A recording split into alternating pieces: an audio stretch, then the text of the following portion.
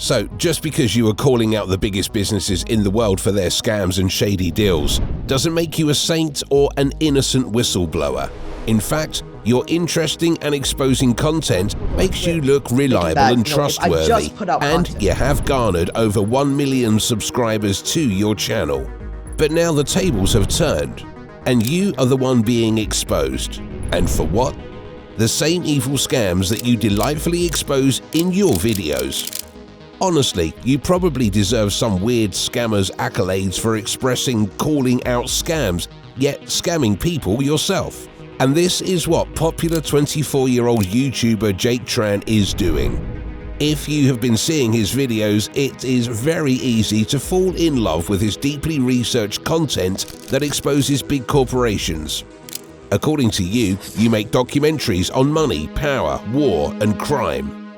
And who wouldn't want to see Coca-Cola exposed for adding cocaine to their ingredients, or find out how tobacco fooled you, or how famous companies like Nestle, DuPont, and ExxonMobil are the evilest businesses in the world? That's hot news and information that everyone wants to hear about.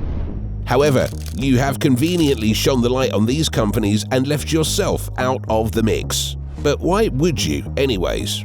Because your channel is about more than originally meets the eye. Even though you are in the business of exposing evil schemes, you have your own weird little evil scheme going on. Sadly, if you don't look closely at his videos, you won't notice the trend. You would be just swept up in awe of what the big corporations are doing. But you are doing the exact same thing. You make videos exposing scams and shady deals, but you turn around, actually you don't, in the same breath that you use to expose scams, you use the same tactics of the scam to pitch sponsors and ads. For example, in one of your videos you said, "Lotteries are predatory. They play on our psychology to suck us dry of our hard-earned money." You had just earlier deposed the business of lotteries, saying, "In reality, the only real winners of the lottery are the bureaucrats and politicians. All the poor people are just suckers they take advantage of." But in the same breath, you sell to your viewers a no-lose lottery. What if lottery psychology could be used to incentivize you to save money and build wealth, instead of keeping you poor? Well, that's where Yada comes in. Convincing them that the lottery can now be used for good, just because you are the one selling it. And it's funny because it looks like you are specifically picking these sponsors for the videos. It's just like you are condemning gambling, then turning around to sell gambling tickets to a casino. But Jake Tran scams aren't just beginning. In fact, this is where the story begins to take a more evil turn.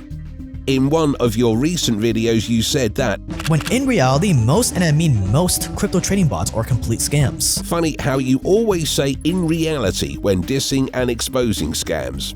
Yet in reality, you advertise the same scam you just exposed. But your niche is that you always find a positive way to turn it around in your favor. Probably why you still have a huge following. In your video titled "How to Rob Poor People," where you expose the evil trend of stock trading bots and forex trading bots, now you are exposing crypto trading bots as a way to get suckers to part ways with their money. But guess what you do? You advertise a crypto trading bot business, claiming that the owners have made it a legit tool that people could use to trade. Aside from personally endorsing the business, you even go ahead to show your viewers that Pionex trading is legit and that you have benefited from it. I've actually set up what's called their grid trading bot 11 days ago, give it $1,000 to trade with, and I'm already up 3% on it. Nothing crazy, but also pretty good for just 11 days. You claim to have traded on the platform with $1,000. But what really exposed your scam was your talk about making a 3% profit in 11 days. When in reality, the trading bot never actually traded a single transaction.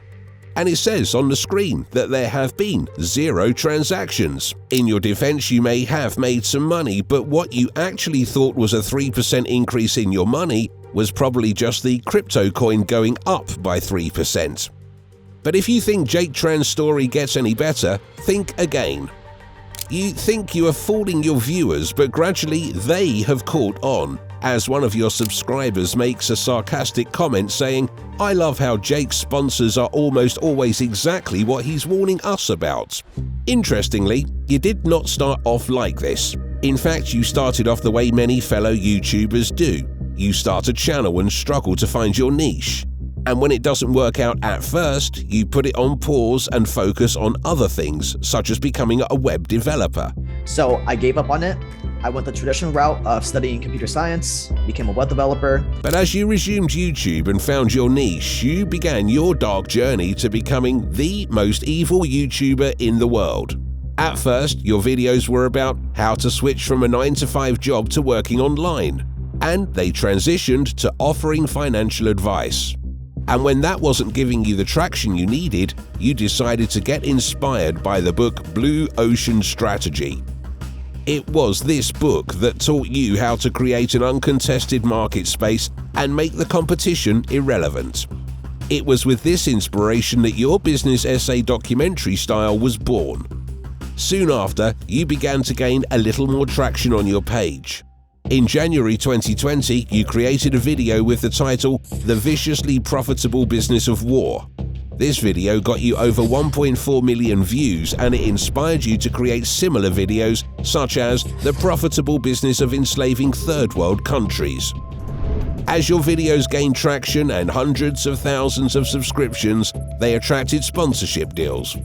And everyone knows that sponsorships are a good sign. Things were going really well for your channel. You were dishing out eye-popping, controversial, evil businesses with catchy titles and laser-eyed thumbnails. At this point, you had built a strong personal trust with your audience, especially your content focused on exposing the evil scams of corrupt governments and businesses. Before long, your viewers were seeing you as the brave hero who would go up against any organization, including the CIA, to expose their evils. You even published one of your most intriguing videos exposing the unethical business practices of Nestle. That video got you over 5 million views and a bunch of new subscribers, and it has become one of your most popular videos. But as you enjoyed fame and fortune, you began to realize that you could stretch the ethical boundaries of what you preached in your videos in exchange for money. You got greedy. You began to advertise the very same products and businesses that you were condemning in your videos. In one of your videos, you released a video titled The Evil Business on NFTs. And interestingly, this is where things get darker, because you had previously referred to the hottest niches in crypto as Ponzi schemes. But here you are again, exposing the evil business of NFTs and in the same breath, selling it to your viewers. Yeah, so a rug pull is a very common term. I mean, the metaphor is that you get all these people all excited, they're on a rug, and you pull it out from under them, right? And so essentially what we see with a lot of these scam projects essentially is that they make all the promises in the world, tell them that this is the next best NFT. They use a lot of predatory marketing tactics just to get everyone to buy their project. And once everyone buys the NFTs, the project sells out, they just delete the Discord and goes. You had just exposed the evil NFT rug pulls and advised viewers to stay away from it. But then you go ahead to endorse the Cunning Wolf Society NFT. And you even invite Brett Malinowski, who is an expert in teaching people to avoid scams. Yet the two of you chose that moment to advertise and push the idea of flipping NFTs in the form of the NFT business advertised. And so I guess I'll use the project that we're advising for as the example, the Cunning Wolf Society. These are two guys that have exceptional backgrounds. They're both AI developers. They hop on question and answers, AMAs, in their Discord, talk to their community all the time. They're super active on Twitter, and they're always coming up with new creative storylines for their project. And so they're trying to create basically an NFT data tool for all their holders to use to become more effective and efficient traders. And if you own their NFT, you get access to that tool for free. It is utterly astounding how you go from conveniently exposing evil to shamelessly peddling that same evil. The only difference is that you say it is legit and portray it in a positive light. After this video, your viewers could no longer take the lies and deceit, and so they called you out on all of it. You finally decided to do the noble thing by responding to the allegations. But honestly, maybe you shouldn't have, because your response was not just surprising, it was shocking. You took the high road and said, "What did you expect out of a channel that teaches you how to be evil, LOL?" It became clear to everyone that your channel was just a well-researched and detailed instruction manual on how to be evil. just like the companies you had exposed, and apparently just like you. Undoubtedly, it was sort of refreshing to see you own up to your evil, but what was devastating was the fact that you didn't care about the impact on your viewers, and most especially those who had patronized those scam businesses you advertise. But after admitting to your evil, you go ahead to say, "In all seriousness, I put my heart and soul into making free premium videos. Every sponsor on this channel helps fund this channel so we can keep upping the quality and quantity." And that's understandable, but then you crush your response by adding, "So if you don't like the sponsors, skip the ads, don't buy from them, or unsubscribe from the channel and let people who are a right fit for the sponsor use them." This was a clear response showing that you know the businesses you advertise are scams and that you are not sorry for it. Rather, people should just shut up and allow those who want to be scammed to be scammed. And even though you claim your videos are premium with quality and quantity, they don't cost a fortune. In all fairness, you deliver well-researched content, but you basically use B-roll from other people's movies, excerpts from articles, and Wikipedia to create your visuals. Sadly, with your brash response, you have knowingly undermined every single one of your videos. For most of your YouTube career, you have exposed corruption, but when you are being exposed for the same crime, you shrug it off. And now, the pristine reputation you have built has been thrown in the mud with your own hands.